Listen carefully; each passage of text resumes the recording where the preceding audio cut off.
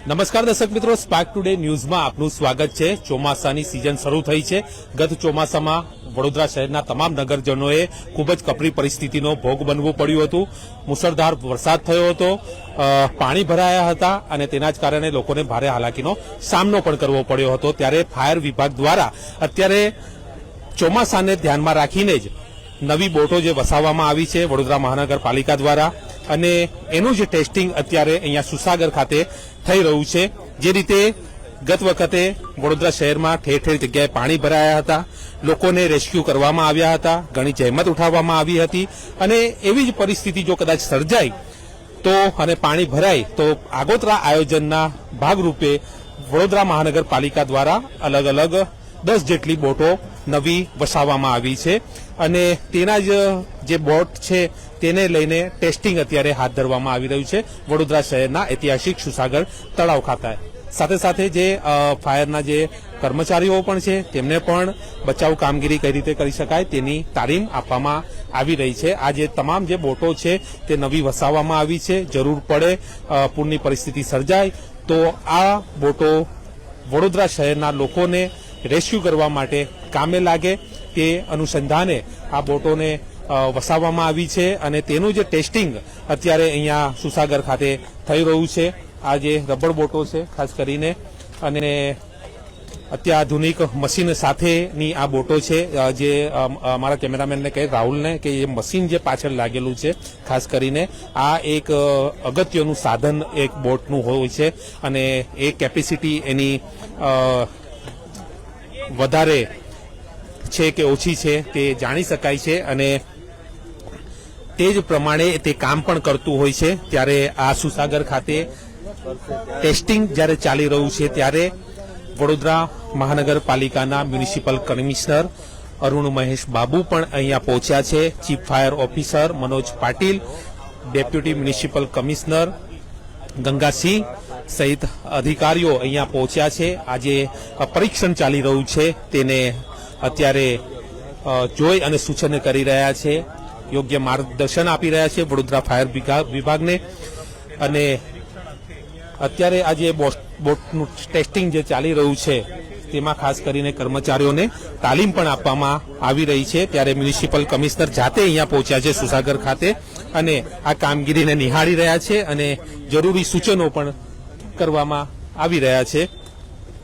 સાથે deputy commissioner Gangasingh અને chief fire officer પણ અહીંયા ઉપસ્થિત છે।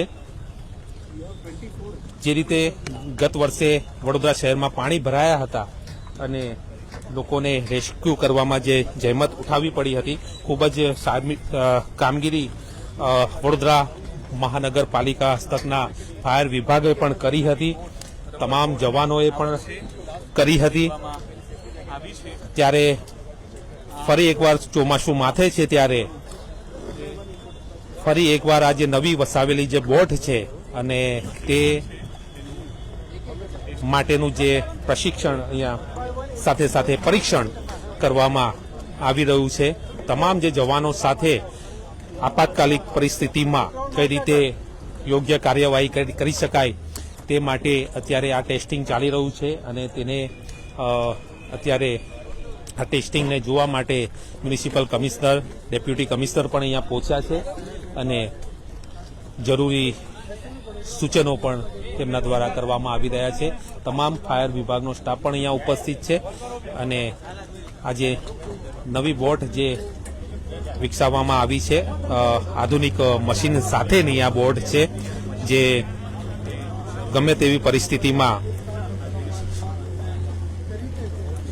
કામમાં લેવામાં આવતી હોય છે। પૂરની પરિસ્થિતિ હોય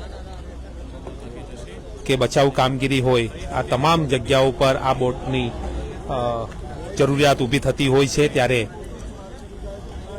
પહેલેથી જ એનું ટેસ્ટિંગ કરી, પરીક્ષણ કરી અને આ સ્ટોરમાં આ બોટો મૂકવામાં આવતી હોય છે, અને જરૂર જણાય તો આને બહાર નીકાળી અને બચાવ કામગીરી પણ આના થકી કરવામાં આવતી હોય છે।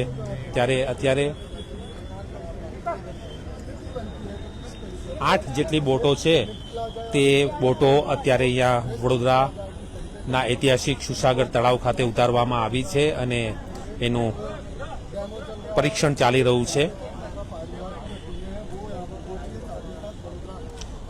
જે રીતે ગત વર્ષે વડોદરા શહેરમાં પૂર આવ્યું હતું અને વડોદરા શહેર બંબાકાર બન્યું હતું, ત્યારબાદ વડોદરા મહાનગરપાલિકાએ આ વખતે આગોતરા આયોજન સ્વરૂપે નવી બોટો હોય, તરાપા હોય, આ તમામ જરૂરિયાત જે વસ્તુઓ છે તેને વસાવવાની તજવીજ હાથ ધરી હતી અને તે પ્રમાણે બોટો પણ લેવામાં આવી છે, તરાપા પણ લેવામાં આવ્યા છે. અને હવે જ્યારે ચોમાસું શરૂ થઈ ચૂક્યું છે ત્યારે જો જરૂર જણાય તો આ બોટ થકી ઇમરજન્સીમાં કામગીરી લઈ શકાય તે હેતુસર આ બોટનું પરીક્ષણ ચાલી રહ્યું છે અને જે ફાયરના જવાનો છે તેને પણ તાલીમ આપવામાં આવી રહી છે.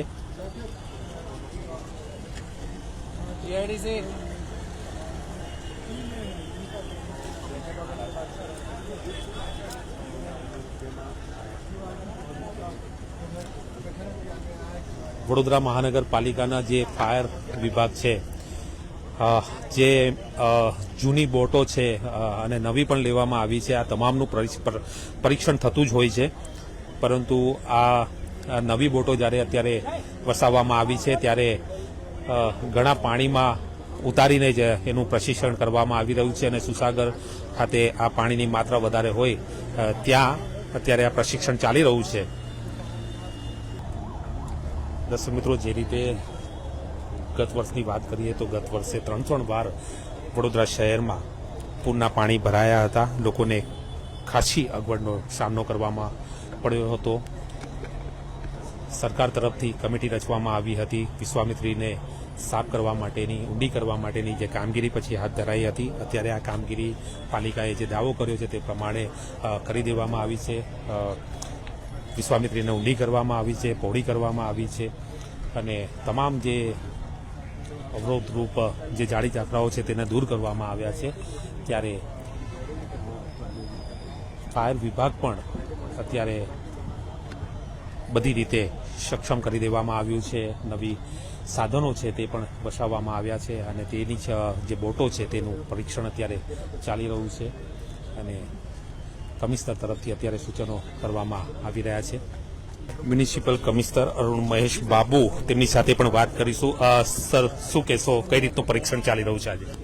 આપણે વડોદરા મહાનગરપાલિકા દ્વારા અત્યારે ચોમાસાની અરાઇવલ ધ્યાને લઈને આપણા જે fire and emergency services Vadodara અને વડોદરા મ્યુનિસિપલ કોર્પોરેશનના હાથમાં જેટલા ટીમો છે, આ ટીમોની તૈયારી અને આપણા વડોદરા ફાયર ઇમરજન્સી સર્વિસીસના જવાનો એ લોકોની તૈયારી કેટલું છે અને કેવી રીતે આપણા બોટ્સ ડિપ્લોયેબલ છે કે કેમ, આની કન્ડિશન્સ બધું ટ્રાયલ લેવા માટે અમે શરૂ કરી છે. આજવામાં પણ એક નાનું બોટનું ટ્રાયલ અમે લેવાનું પ્રયત્ન કર્યું છે અને બાકી મહીસાગરમાં પણ 2 દિવસ પહેલા અમે VFASનું કેપેબિલિટીઝ ચેક કરવા માટે અમે ડિપ્લોય કરી છે. આજે 8 રબર બોટ્સ ડિપ્લોય કર્યા છે અને આવનારા 2 દિવસોમાં પણ અમે રબર બોટ્સ અને ફાઇબર બોટ્સનું ટેસ્ટિંગ કરવાના છે. કદાચ કંઈ ડિઝાસ્ટર આવે અથવા વરસાદના કારણે પાણીનું સ્ત્રોત વધે ત્યારે કંઈ અકસ્માત ના થાય અને અકસ્માત થાય તો લોકોને કેવી રીતે રક્ષણ કરાય, આપણા બોટ્સ ડિપ્લોયેબલ છે કે કેમ, અમારા પ્રિપેર્ડનેસ કેવું છે, તૈયારીની ભાગરૂપે અમે આ આયોજન કરી રહ્યા છે. આવનારા ગુરુવાર પછી ફ્રાઇડે અમે એક કમ્બાઇન્ડ ડિસ્ટ્રિક્ટ ડિઝાસ્ટર મોકડ્રીલનું પણ અમે પ્લાનિંગ કરી રહ્યા છે. આપણા જવાનોની મનોબળ વધારવા માટે જિલ્લા વહીવટીતંત્ર અને કોર્પોરેશન અને પોલીસ તમામ મળીને આયોજન કરીશું. પણ અત્યારે તૈયારીના ભાગરૂપે છે, જ્યારે થાય અમે સત્તાવાર અમને જાહેર કરશું. પણ અત્યારે ફિલ્ડ ડિપ્લોયેબલ કેટલા છે આપણા ટીમ, ઓન પેપર તો સારું છે પણ ફિલ્ડ ડિપ્લોયેબલ કેટલું છે અને આવનારા દિવસોમાં કે અકસ્માતો ના થાય એના માટે ડ્રિલ્સ, મોક ડ્રિલ્સ અમે શરૂ કરી છે. This is a series of drills. આમાં પહેલા ડ્રિલ છે એટલે સારું છે કે આપણા જવાનો અત્યારે સ્ટ્રોંગ છે, એ લોકો પણ મોટિવેટેડ છે. એટલે ભગવાનને પ્રાર્થના કરીએ કાંઈ પણ નુકસાની ના થાય. પણ Vadodara fire and emergency services અને ફાયર ઇમરજન્સી ડિઝાસ્ટર ટીમ તમામ જગ્યામાં પહોંચી વળે એ બાબતની તૈયારીઓ અત્યારે કરી રહ્યા છે.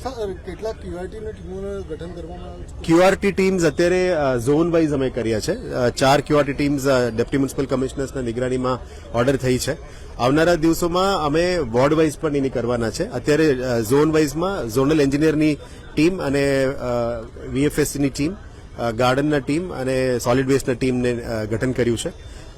આવતા વિધિન અ વીક અમે દરેક વોર્ડ વાઇઝ પણ એની કરીશું, જેથી કરીને વહેલા તકે કઈ જગ્યામાં કઈ અકસ્માત થાય, અધરવાઇઝ કઈ ઇસ્યુઝ થાય, ઝાડ પડે, વહેલા તકે પહોંચીને કઈ જાનહાની ના થાય અને પબ્લિક માટે પણ રોડ્સને ખુલ્લું કરીને ટ્રાફિક ફ્રી કરી શકે એ બાબતની તૈયારી અમે હાથ ધરી રહ્યા છીએ.